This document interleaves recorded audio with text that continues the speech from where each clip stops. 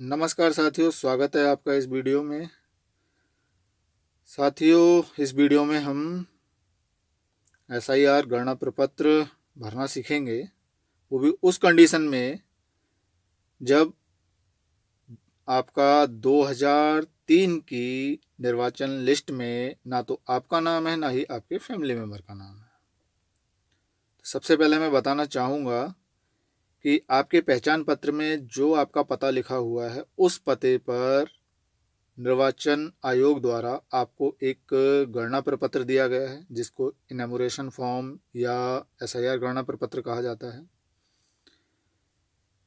इस प्रपत्र में सबसे ऊपर आपके बीएलओ का डिटेल, यहाँ आपका डिटेल, यहाँ आपकी विधानसभा क्षेत्र का डिटेल, यहाँ आपका बार कोड, यहाँ पुराना फोटो, यह डिटेल इसमें पहले से भरी हुई है। चाहे किसी पुरुष का फॉर्म हो ये या किसी महिला का, इसमें भी यहाँ बीएलओ का डिटेल, यहाँ निर्वाचक का डिटेल, यहाँ निर्वाचन जो उनकी विधानसभा क्षेत्र है उसका डिटेल, क्यूआर कोड और फोटो। इस एरिया में एक नवीनतम फोटो चिपकाना है और उसके बाद में यहाँ अपना वर्तमान डिटेल भरना है। यहाँ जन्म तिथि भरनी है, आधार नंबर भरना है, मोबाइल नंबर, यहाँ पिता या अभिभावक का नाम लिखना है। महिला के केस में विशेष ध्यान देना है कि यहाँ पति का नाम नहीं है, पिता या अभिभावक है तो पिता या अभिभावक का ही लिखना है। यहाँ उनका इपिक नंबर, मैं टिक इधर लगा रहा हूँ लेकिन ये इस साइड भरे जाने हैं सब।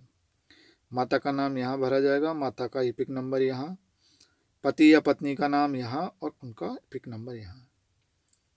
अगर हम किसी महिला का भर रहे हैं तो यहाँ उनके पति का नाम और यहाँ पति का इपिक नंबर। अगर किसी पुरुष का भर रहे हैं तो यहाँ उनकी पत्नी का नाम और यहाँ पत्नी का इपिक नंबर। अब इसमें ध्यान देने वाली बात है, इनने लिखा यदि उपलब्ध हो तो लिख दो, नहीं उपलब्ध है मत लिखो। इनने कहा यदि लागू है तो लिख दो, अन्यथा मत लिखो। उपलब्ध है तो लिखो, अन्यथा मत लिखो। उपलब्ध है लिखो, अन्यथा मत लिखो, वैकल्पिक। लेकिन मैं कहना चाहूँगा आधार नंबर आप भर दें तो ज़्यादा ठीक रहेगा। अब ये डिटेल आप आसानी से भर सकते हैं। इसको भरने में मेरी समझ में आपको कोई भी समस्या नहीं होगी, क्योंकि कुछ डिटेल हमारी पहले से प्री फिल्ड है, बाकी ये डिटेल आपने भर ली। यहाँ तक डिटेल भरने के बाद अगर हम 2003 का निर्वाचन लिस्ट डाउनलोड करें निर्वाचन आयोग की वेबसाइट से, तो वो लिस्ट हमारी कुछ इस तरह से डाउनलोड होगी। निर्वाचन नियमावली 2003, इसमें सारा डिटेल है। आपका जहाँ का बूथ है वहाँ से जितने भी हमारे 2003 में वोटर हैं सबका डिटेल है। हम ये मान के चल रहे हैं कि इस लिस्ट में ना तो आपका नाम है ना आपके फैमिली मेम्बर का नाम है। उस स्थिति में देखो यहाँ लिखा है पिछले एसआईआर की मतदाता सूची में मतदाता का विवरण, लेकिन आपका विवरण उस लिस्ट में है ही नहीं, तो ये नहीं भरना। पिछले कॉलम में दिए गए संबंधी का विवरण पिछले एसआईआर के अनुसार, हमने कहा संबंधी का भी नहीं है उस लिस्ट में, तो ये भी नहीं भरना है।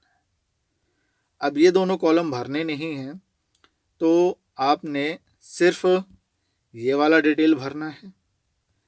ये डिटेल भरने के बाद में यहाँ अपने साइन करने हैं या अंगूठा लगाना है, डेट डालनी है, या आपके बिहाफ पे आपके फैमिली मेम्बर भी ये काम कर सकते हैं। और उसके बाद ये फॉर्म बीएलओ को जमा कर देना है।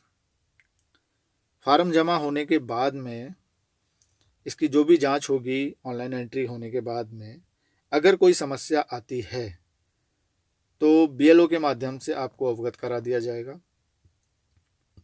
और आयोग ने जो 11 डॉक्यूमेंट की लिस्ट बनाई है उसमें से कोई एक डॉक्यूमेंट आपको देना होगा। वो लिस्ट मैं आपको दिखाना चाहूँगा। ये वो 11 डॉक्यूमेंट की लिस्ट है।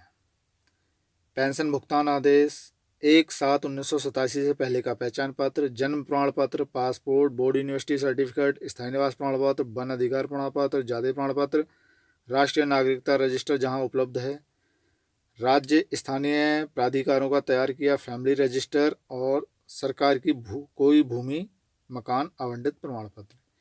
इन 11 प्रमाण पत्रों में से कोई भी एक आप अपने पास संभाल के रख लीजिएगा, ज़रूरत पड़ने पर आप सबमिट कर दीजिएगा। आपके एसआईआर फॉर्म में कोई समस्या नहीं होगी, आराम से सबमिट हो जाएगा।